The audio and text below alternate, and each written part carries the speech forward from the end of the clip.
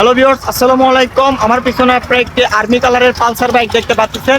16 থেকে 26 পর্যন্ত কাগজ একদম আপডেট করা আছে। 10 বছরের নাম্বার, ফুল টাকার নাম্বার, প্রথম মালিকের নাম্বার, প্লাস আপনাদের মালিকানা পরিবর্তন করে দেওয়া যাবে।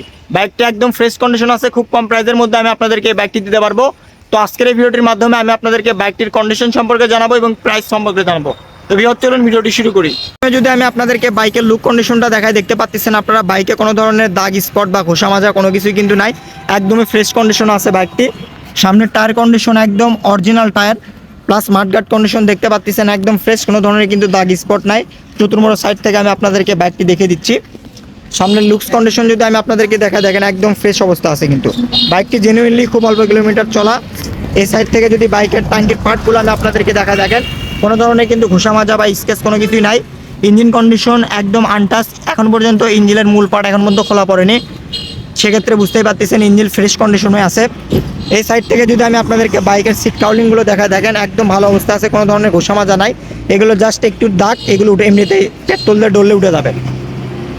বাইকটি বগুড়ার নাম্বার করা আছে, প্রথম মালিকের ফুল টাকার নাম্বার করা। 16 থেকে 26 পর্যন্ত কাগজ একদম আপডেট, 10 বছরের নাম্বার। বাইকটির পিছনে টায়ার কন্ডিশন যদি দেখায় আমি আপনাদেরকে দেখেন একদমই ফ্রেশ অবস্থা আছে কিন্তু বাইকটিতে শুধুমাত্র তেল তুলবেন আর চালাবেন, 1 টাকার কোনো ধরনের কোনো কাজ নাই।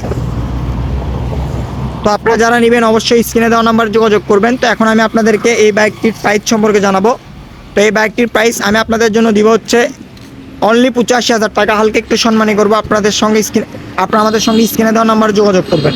আর আমাদের ঠিকানা বগুড়া সদর নারুলি শপিং ক্লিনিক। এখানে আসলে আপনারা আমাদের কাছ থেকে এই বাইকটি নিতে পারবেন। তো ভিউয়ার্স, আজকের ভিডিওটি এই পর্যন্তই। আসসালামু আলাইকুম।